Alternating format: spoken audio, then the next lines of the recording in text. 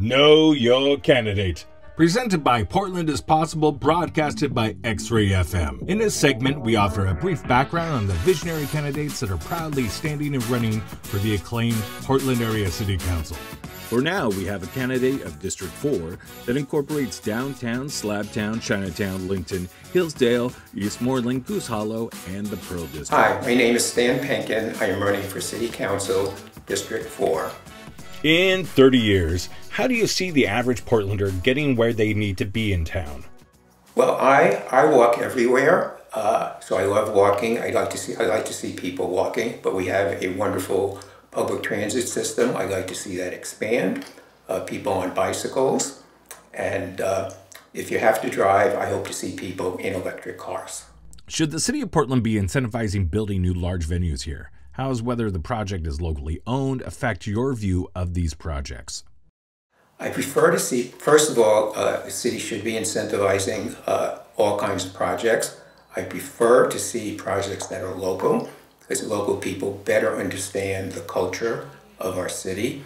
However, if there are outside interests that are coming in to build larger venues, I think we have to make sure that we have stipulations that it doesn't affect the smaller type of venues in our city. What groups would be your highest priority to consult in crafting policy or involve in decision making? My door is open to every group, no particular group. We have the business community, we have the underrepresented community, we have the environmental community. My door is open to everyone. I will not prioritize any single group. How do we use or progress our current infrastructure to withstand substantial growth in the city? Well, I think, I'm not sure what the question, what you mean by withstand, but I think it's important that we build our infrastructure. We have some really good things potentially going on in the city with the renovation of the Keller Auditorium, the prospect of a James Beard Market. We have some other good things such as the Rothko Pavilion at the Art Museum that's happening right now, a world-class facility. So I think we need to have all sorts of infrastructure around the city. What in your background demonstrates how you approach implementing visionary ideas? Well, first of all, my educational background, I have a Bachelor of Science in Civil Engineering. I have a Master's in Urban Planning from Columbia University. I look at things in detail and systematically, but I also take a holistic view of things. In my community service work here, I have organized several nonprofits, including, for example, Home Share Oregon, where we connect people to housing and prevent homelessness before it starts.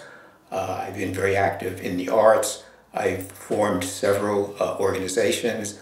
One of the latest ones in the Pearl District is the Northwest Community Conservancy, where a nonprofit 501c3 where we provide humanitarian and security services. So I've been involved in many startups, and in actuality, our new form of government, our new city council, is going to be a startup as well.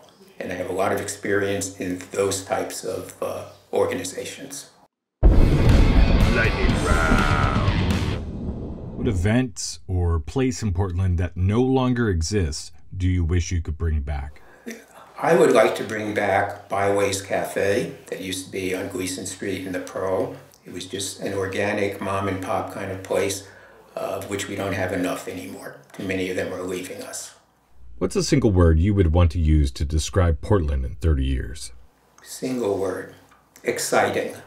If you could wave a magic wand to make one thing happen in Portland, what would you do? I would want to see a vibrant downtown where people are on the streets, having fun, gathering with families, not being afraid to be on the street. That's what I would like to see, a vibrant downtown where everybody feels good about our city and takes pride in our city. If you had $5 million, what is one thing you would buy for Portland? Well, I'm not sure it's buying per se. I would like to take that $5 million and invest it in a part of our city that's been somewhat neglected, and that's the Centennial Mills area in the north part of the Pearl along the river. It's a It's a property that's been sitting there for many years, unused, and we could make that be a very vital project along our river and connecting us better to the river. So I think $5 million could go a long way towards helping a very substantial project over there. What's the last show or performance you saw? Recently in July, I saw 2 shows in New York City, Hell's Kitchen and Home. And locally, last show would have been the last season performance of the symphony to which we subscribe. That was probably in May or June. So now you know your candidate, or a bit about them. We like to thank the visionary candidates, also like to especially thank all the volunteers and organizations that put this together. We couldn't do this without you.